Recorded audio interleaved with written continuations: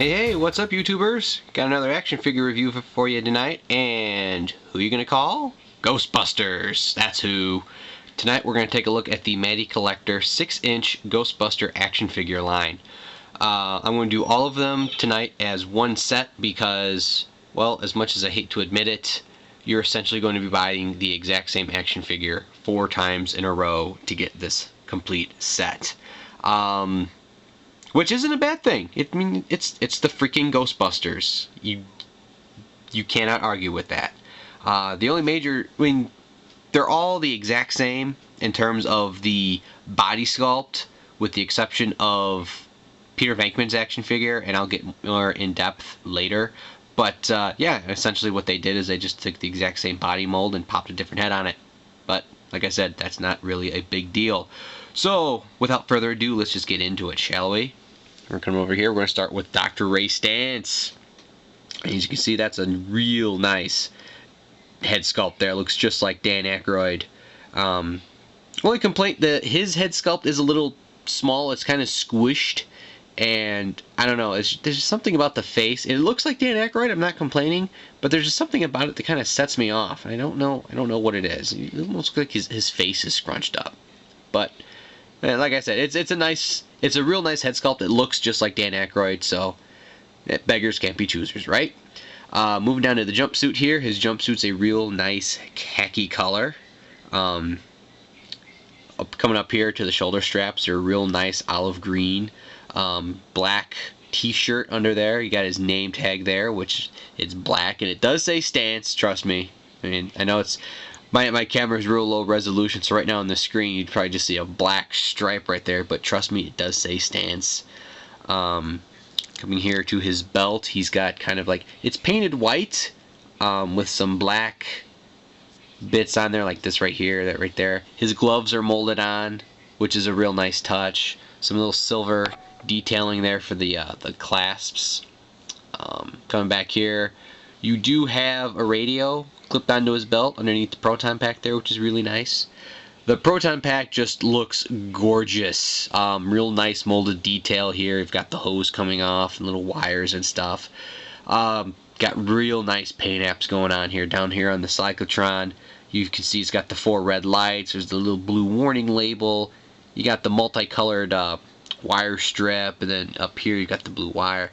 This, in the movie, that flickers up, that's blue, that's painted in. You got another red warning label there, another red warning label on the top. Coming around here to the side, you got a really gorgeous Ghostbuster logo.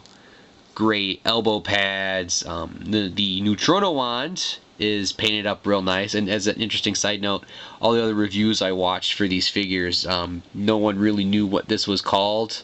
So yeah, it's the Neutrona wand.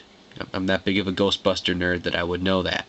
But again, getting back to review, this is painted up quite nicely. I mean, it's mostly just flat black, but there's paint where it needs to be. Down here on the tip, it's silver. This little red, this bit right here is painted red, and you got some silver right there, red, some silver, and then the rest of it is just black. But so that looks real good. Coming down here, you got his hose hanging off of his leg. This is kind of like it's a clear plastic. It's supposed to be more of a yellow, but this is kind of like a faded yellow. They're all like that, again, except for Peter. Peter's got a nice vibrant yellow hose. I'll show that off later. Plugs in right there on his leg. That's painted up gray. Come down here to his boots. His boots are painted black. No paint apps. No painted detail on the boots, but that's okay. I mean, they look real nice. And that's about it for the paint applications and the detailing. I guess getting back to the detailing, I got a little sidetracked. On the jumpsuit here, you got some molded in zippers. They're painted in a nice silver. The shoulder straps have some nice molded detail in there. The Neutrona wand is nicely detailed. The elbow pads have got some detailing going on in there. They've got like the little grooves, as they should have. And just overall, it's really, really well done. I love this figure. It looks gorgeous. In terms of the articulation, let's get the wand out of his hand there so I can show everything off properly. His head's on a ball joint. It can go side to side, wiggle all around. His elbows not his elbows. His shoulders, I know my anatomy real well, don't I? His shoulders can go in and out, do full 360. He's got bends at the elbow. It also rotates, and then at the hand, his hand can rotate around. Rotates at the waist, which is always a plus. And then his hips are on pivots and swivels. So I mean they can go forward and back like that. They can't go back very far, but that's fine. Because you're not really going to need to get them in a pose that has their legs go back farther than that. So they go forward and back, and then it separates off because like the piece that connects to Ray's crotch area here, that's one piece, and then the other piece that lets the leg go in and out like this is another piece. So that's kind of an interesting joint. Never seen it done in any other figure. So he can do that. He's got a swivel here at the thigh. He bends at the knee, goes back about that much.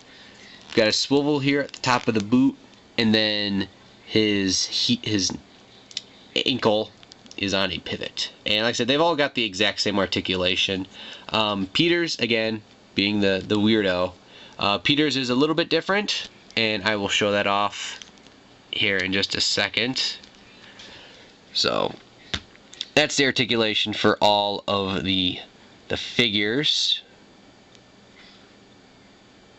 And let's just go down the line here real quick because I showed off Ray's head sculpt. It looks just like Dan Aykroyd. So we're going to bring up Peter Venkman here. Take a look at that. That's Bill Murray right there. As soon as I got this figure and I looked at him, I'm just like, yep, that's Bill Murray. His name tag does say Venkman on it. Now, some of the detailing on him that's different is you'll notice that he's got his gloves on. All the other figures, their hands are exposed and the gloves are molded, hanging on their belt. Peter's actually wearing his gloves. So there's nothing, his radio is sitting where the gloves would be on his belt. So that's different. And then coming down here to his legs, you'll notice that, again, everyone else's pant legs are tucked into their boots. Peter, in complete accurate movie fashion, his pant legs are untucked and draped over his boot. So real nice touch. I'm really glad they decided to do that. And again, here's another difference. The hose that hangs off of his leg, you can see that's a nice, vibrant yellow. It really pops. So I'm really glad that they did those little minor details that differentiate Peter from the other Ghostbusters, because Peter always really did stand out from everybody else. And then coming down here to Winston. As you look at that, that looks like Winston. That's Ernie Hudson right there. Again, all of his detailing are the same. Now coming down to Egon here. Egon is a little bit different than anybody else, and I'll show you why in a second. But first, we'll show off the head sculpt. That is Harold Ramis. Yes. Now, what's different about him, he's got some extra paint apps that no one else has, because this is the San Diego Comic-Con exclusive. So you can see on his chest here, his torso area, and down on his legs, he actually has slime plastered on him, which is really nice. At first I was kind of hesitant because I wanted to get all my Ghostbusters exactly the same, but I wound up picking up the Comic-Con version of Egon, and I'm happy I did, because the slime isn't intrusive. I mean, you notice it when you look at the figure, but at the same time you could easily overlook it if you're just kind of glancing over the shelf. It doesn't really pop out. Now, the reason why Egon is covered in slime is because he came with Slimer. And I'll just show this off real quick because he is a little figure in of himself. And you know what? You can't have the Ghostbusters without Slimer. And you just look at that. That's an adorable little Slimer right there. He's made of a clear, transparent plastic. The eyes and the mouth is painted up so it's solid. And he does have some articulation. His arms can rotate around and go in and out. Bends at the elbow. Show it off a little bit. There you go. Bends at the elbow, and his hands rotate at the wrist. And he comes with this stand. You just plug it in like that, and then there you go. You got them all together. I don't know if he's going to stand on this surface, but there you go. You got Slimer and the Ghostbusters. So yeah, and as far as accessories go, because all depending on which ones you get, they do come with different accessories.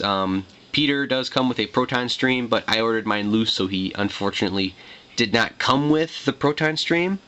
Normally Egon comes with the PKE meter, but being the Comic-Con exclusive, he did not. I still was able to find one though. I scoured eBay and I found someone selling loose accessories. So I paid $5 for a little chunk of plastic that is teeny tiny. It's only about an inch long. But you know what? It was worth it because the $5 made my Comic-Con exclusive Egon even more awesome and complete. And I got a really good deal on them, so you know what? The money I saved, I put towards this. And you see, you know, it's small, but all the detail is there that it needs to be. The arms are extended out. They're painted a nice silver. We've got some lights and buttons painted on here, silver. The screen is green. Let's see, you can kind of see it reflecting, like a little green screen. So this is done up real nice. It's got the little grooves on the back like it's supposed to. So the PKE meter is very well done, and all the Ghostbusters can hold it. Again, you know, Egon is mainly the one who uses the PKE meter in the movies, so he's the one that gets it for the action figures. And then Winston comes with the Ghost Trap here, and the Ghost Trap is just awesome, and I knocked over Egon. And there's just something about that side of my base that just does not agree with. So we're going to plug this out. Comes with this swirling vortex accessory. It's supposed to simulate the energy of the trap going up and ensnaring a ghost. So that's really nice. It's done in the, you know, it's hard. It's got a little bit of give to it. It's made out of that same clear plastic that Slimer's made out of. And what's interesting is that this, you can actually take Slimer and pop him in there like he's being captured. So you can have that going on in your display if you want. And that just plugs, this big fat part plugs into the slot in the Ghost Trap here. And the Ghost Trap is also really well done. It's got doors on a hinge so that you can open and close it. It's got the nice caution colors going on there. Coming around to the side, we've got some good silver detailing there. Some more little silver detailing up there. This is just gorgeous. That looks really good. It's got nice silver paint, some gold there for those little bars. Yeah, just really well done. And it's the cord is made out of soft plastic. You will kind of have to condition this when you get it out because when it comes in the box, it's all bunched up.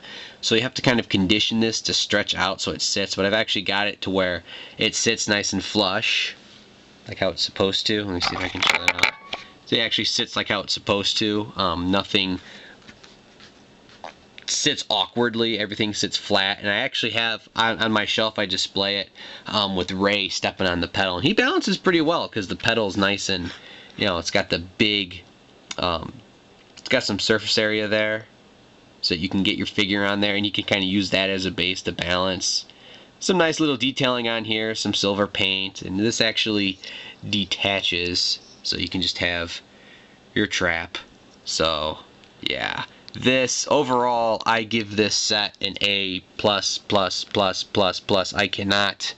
I cannot recommend this set enough. Even though it's not really a set, you will have to buy them all individually, unless you get the Toys R Us exclusive from a couple years ago, which is all of them together plus Slimer.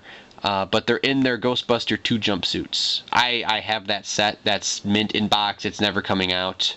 It's a display piece. So yeah, that's about all there is to say. And Slimer's not going to stand on this either. Whatever. So yes, I highly recommend these figures. If you find them, buy them. If you don't have them and you're a Ghostbuster fan like I am, go find them right now. So there you go, the Matty Collector Ghostbuster action figures.